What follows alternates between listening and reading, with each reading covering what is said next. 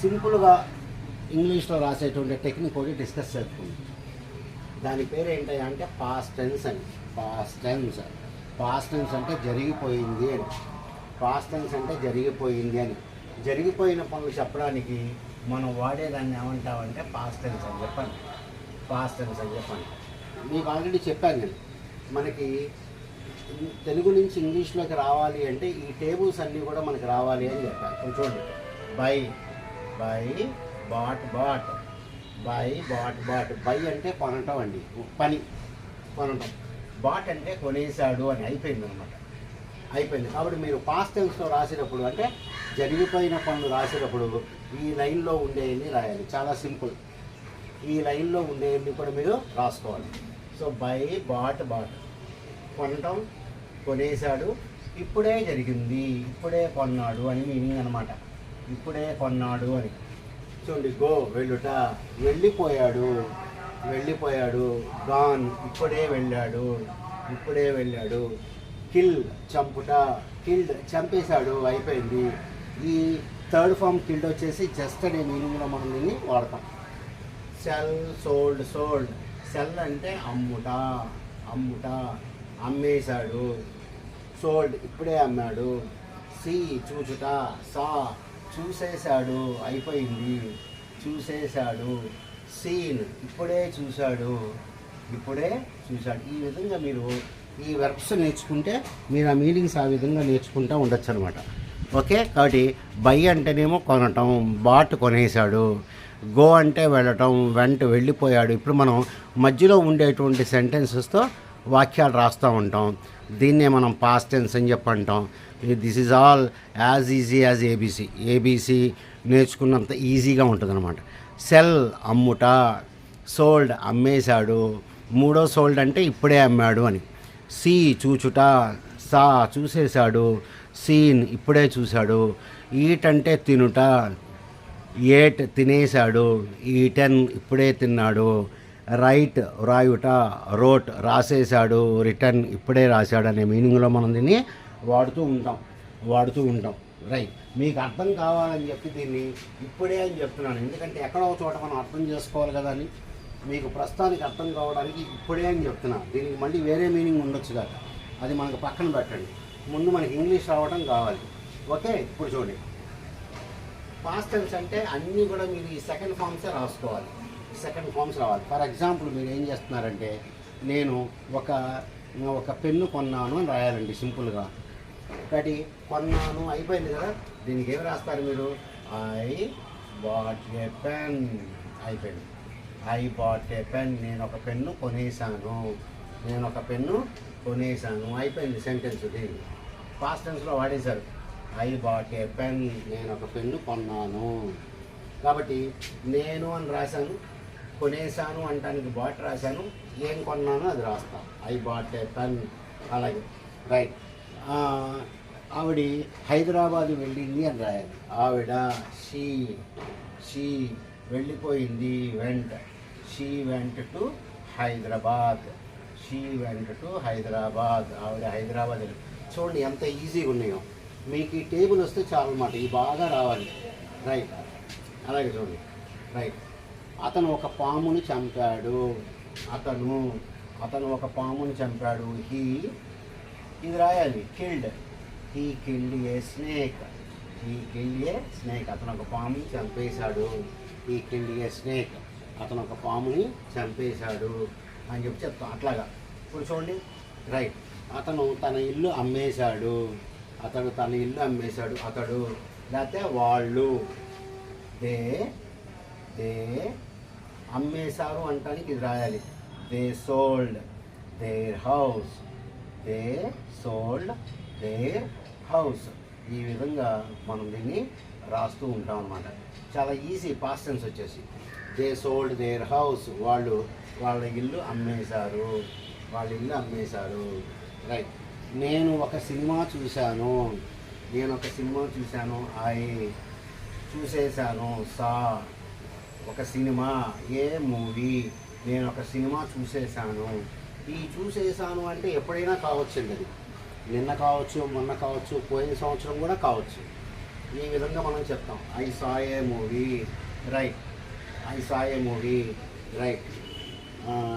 మేము డిన్నర్ తినేసాము, మేము డిన్నర్ తినేసాము. మేము వి తినేసాము, ate, we ate dinner, we ate dinner. మేము డిన్నర్ తినేసాము, వి ఏట్ డిన్నర్. ఇంత ఈజీగా మనం రాసుకోవచ్చు సెంటెన్స్లన్నీ కూడా.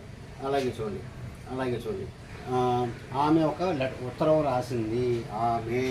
షీ రాసేసింది, wrote, she wrote a letter, she wrote a letter. ఆమె ఒక ఉత్తరం రాసేసింది. ఈ విధంగా మనం పాస్ట్ టెన్స్ చెప్తాం, చాలా ఈజీ. మీరు ఐ ఉయ్యు అవి పెట్టుకోండి, లేకపోతే రామ గోపాల్ అవి పెట్టుకోండి. అన్నిటికీ కూడా మీరు సెకండ్ ఫామ్ రాసేయండి, అన్నిటికీ సెకండ్ ఫామ్ వాడండి. వాడితే మీకు ఆటోమేటిక్గా పాస్ట్ టెన్స్లో వచ్చేస్తాయి అనమాట. అంత ఈజీ మనకు అంత ఈజీగా ఉంటాయి ఇవన్నీ. అంత కష్టమైనవి ఏం కాదు, అంత కష్టమైనవి ఏం కూడా మనకి కాదు. ఓకే, ఈ విధంగా మనం అన్నీ కూడా మనం రాసుకుంటూ ఉంటాం సెంటెన్సెస్. అంత కష్టపడక్కర్లా, చాలా సింపుల్గా రాసుకుంటాం ఇవన్నీ కూడా. కాబట్టి ఇవన్నీ ఏమంటాం మనం, పాస్ట్ టెన్స్లో ఉన్నాయి అని చెప్తాం. జరిగిపోయిన పనులు అని చెప్పను చెప్తుంటాం ఇవన్నీ కూడా. ఓకే, అలాగే చూడండి. విజిట్, విజిటెడ్,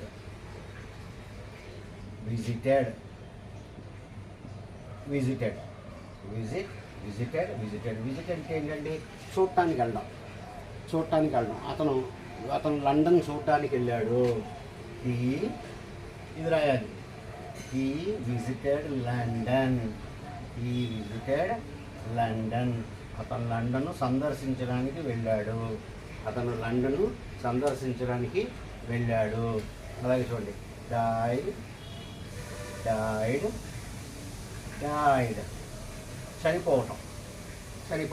చనిపోయాడు అంటే ఏం చెప్పాలి మనం, ఇది చెప్పాలి, సెకండ్ ఫామ్ చెప్పాలి, right. The old man died last week. ఆ ముసలాయన పోయిన వారం చనిపోయాడు. The old man died last week. మరి అన్ని చోట్ల మనం ఈ సెకండ్ ఫామ్ వాడుతున్నాం పాస్ట్ టెన్స్కి. కాబట్టి మీరు ఎన్ని వెర్బ్ ఫామ్స్ 100 ఉంటాయి వెర్బ్ ఫామ్స్. ఆ వెర్బ్ ఫామ్స్ అన్నీ నేర్చుకుంటే మీకు చాలా ఈజీ అయిపోతాయి ఇవన్నీ కూడా మీకు చాలా అయిపోతాయి అన్నమాట. అలాగే చూడండి,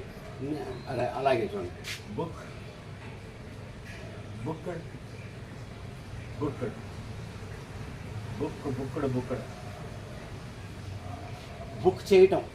టికెట్స్ కానీ, రైల్వే టికెట్స్ కానీ, సినిమా టికెట్లు కానీ బుక్ చేయడానికి బుక్ అని చెప్పంట. ఇక్కడ బుక్ అంటే మనం చదువుకునే పుస్తకం కాదు, ఎందుకంటే ఇప్పుడు మనం నేర్చుకునే అన్నీ కూడా వెర్బులు ఇవన్నీ కూడా. అంటే వీటన్నిటిలో పనులు ఉండాలి, వీటన్నిటిలో కూడా మనకి పనులు ఉండాలి. కాబట్టి బుక్ అంటే బుక్ చేయడం, రైట్.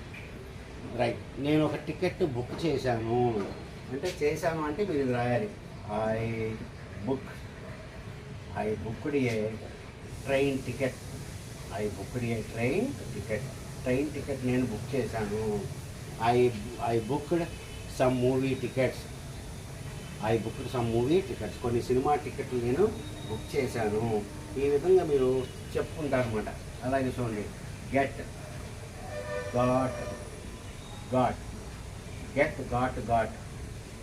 అంటే పొందుట, గాట్ పొందాను, ఇప్పుడే పొందాను. నాకు ఉద్యోగం పొందాను, లేకపోతే నాకు ఉద్యోగం వచ్చింది. ఆవిడికి ఉద్యోగం వచ్చింది. She got a job. ఆవిడికి ఉద్యోగం వచ్చింది. ఈ విధంగా మనం ఎన్ని కావాలంటే అన్ని సెంటెన్సెస్ పాస్ట్ టెన్స్లో రాసుకోవచ్చు. ఓకే, కాబట్టి అంత కష్టమేం కాదు, మీ కష్టం అంతా కూడా మీరు ఈ వెర్బ్ ఫామ్స్ నేర్చుకోవడంలో ఉంటుంది. రైట్. అతను ఎగ్జామ్ పాస్ అయ్యాడు. He passed he passed the exam. ఇట్లాగ మనం సింపుల్ పాస్ట్ టెన్స్ అంటాం దీన్నే. Past tense, simple past tense చాలా సింపుల్గా ఉంటుంది అనమాట. కాబట్టి ఈ విధంగా మనం ఇంగ్లీషు నేర్చుకుంటూ ఉండాలి ఇవన్నీ కూడా. ఓకే, ఇక్కడ మీకు డౌట్ రావాలి ఏమంటే మీరు అన్నీ పాస్ట్ టెన్స్లు చెప్పారు, బాగానే ఉంది. మీరు పాస్ట్ టెన్స్ చెప్పారు, అన్నీ బాగానే ఉన్నాయి, మరి మీరు ఎక్కడ వజ్ అనేది వాడలేదు ఏంటి అని రావాలి డౌట్. మీరు ఎక్కడ అసలు వజ్ వాడలేదు ఏంటి ఎక్కడ అని చెప్పి ఇది. ఇప్పుడు చూడండి, I was in London, I was in London, I went to London, I went to London. 2 సెంటెన్సులు రాశాను. ఇది పాస్ట్ టెన్సే, ఇది పాస్ట్ టెన్సే. కానీ చూడండి, వెంట్ అంటే వెళ్ళటం, పని ఉంది ఇక్కడ.